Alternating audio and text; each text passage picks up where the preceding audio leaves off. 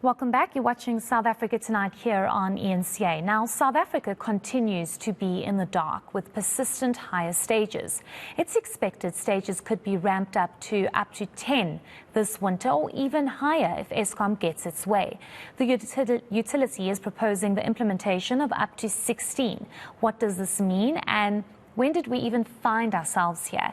Energy analyst Ruse Moleshe joins me now for more on this. Thank you so much for your time.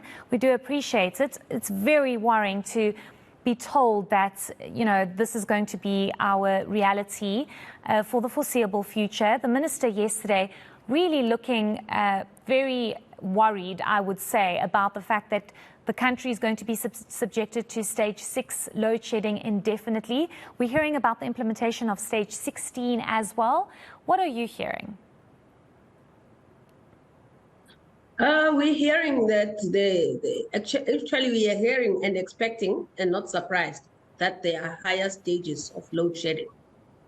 Because as we have been saying in the past, that the more demand increases, and the more outages that you have that are unplanned, the more likely that you're going to have higher stages of load shedding.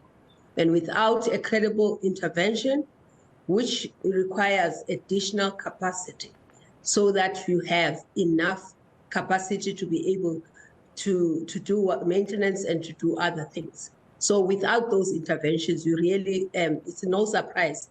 Without new capacity, it's no surprise that we are here. It's very worrying, though, especially because this is not a new problem. We've been subjected to the term load shedding and rolling blackouts for the past 15 to 16 years. And it just seems that each year it's getting worse and worse. We just had the CSIR on, and they've indicated that in May alone, we have surpassed and we have a new record of rolling blackouts compared to 2021 and 2022. And we're only in the 5th month of the year. Why are we unable to fix this problem? What is the actual issue here that we must be subjected to stage 6 for the foreseeable future and even possibly going up to stage 16? Yeah, so when we talk about having energy availability factor that are higher, we were meant to do a reliability maintenance on the plants, which did not happen. And therefore, we're still having unplanned outages because the plants are not reliable. We don't have a handle on that. We also have Kusile, that had the accident, the Medupi Unit 4 that had an accident. If you add all of those up, that's almost 3 stages of load shedding. It's about 2,800 megawatts that you have on the system that is out, mainly because of breakdowns and that kind of thing, with units that are with power plants that are relatively new. So we have not had an improvement in having additional capacity in the system or bringing back the capacity that we have lost.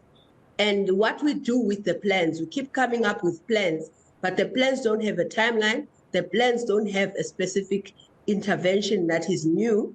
We keep rehashing this briefings after briefings, but all the briefings tell us is that we are having problems, instead of us having solutions on the table that are credible. Certainly, and I think this is what's worrying, is that you have this appointment of a new electricity minister who it's now since emerged that he possibly doesn't have the powers that every other minister has. So what exactly is happening in terms of his role as the minister? He's been mandated to sort out this electricity crisis, but does he really have the powers to do so? What are the solutions at this point? Do we bring on more renewable energy? Do we rely on solar and wind to boost our megawatts until, for example, Kusile is sorted out? We can bring in new renewable energy, but renewable energy only helps you with environmental issues more than it gives you electricity in the system. If you look at the recent Eskom briefings in terms of available capacity, demand, as well as what we have from renewable energy, we have almost over 6,700 megawatts of capacity, but we can hardly get decent megawatts in the system. For PV, the other day we had only 90 megawatts, and we have something close to 3,000 in terms of capacity. So we need to remember that capacity does not necessarily translate to electricity in the system. And so when we bring in those solutions, we need to bring in flexible capacity like gas. And some of the open cycle gas turbines have already been, I understand, converted to be able to take in gas, but we're not yet working credibly on infrastructure that will bring in gas as well. I did hear the minister talking about the car power ship as an intervention and an emergency in his briefing. If that does not have any issues with respect to procurement and the prices and all these other matters, that's one of the capacity that is a capacity that is flexible. When you have peaking power, then you can be able to bring in that capacity. But we just have to be careful that we may have a huge capacity in the system, but not necessarily giving us electricity at the time when we require it, especially now going into winter with solar PV not giving us a significantly more of the capacity we require. So moving forward, what happens? And I ask this in the context of South Africans really worried. I mean, we're moving into winter. People are obviously going to need a lot more electricity, but also the economic impact that this energy crisis is having.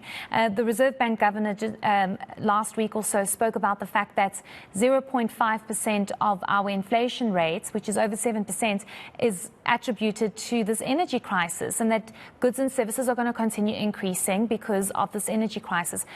What happens moving forward? I mean, what is the actual solution here? We know what the problem is. We've had this problem for 16 years, but what do we do in the short term to try and not move up to any further stages other than stage 6?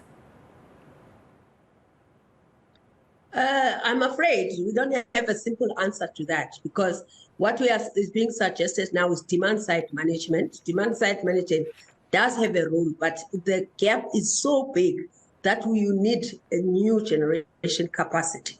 And if that car power ship can be procured in the right manner and that capacity can be brought in, that will be one of the solutions that can be on the table, subject obviously to everything being above board. Yeah.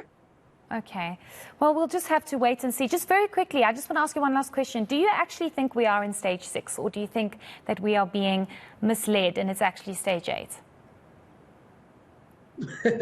We are fluctuating. I mean, the terminology, stage 6 is about load shedding. But so when you ask the energy intensive users to reduce their consumption, in addition to that, technically you have more. But the terminology that is used does not include the reduction. So technically we are at the stage that is, we have fluctuated around 7,000 and more, which is stage 8. Yeah, it definitely feels like stage 100 at this point. But thank you so much for your time. We do appreciate it. That's Ruse Moleshe, who's an energy analyst, speaking to us about this ongoing energy crisis.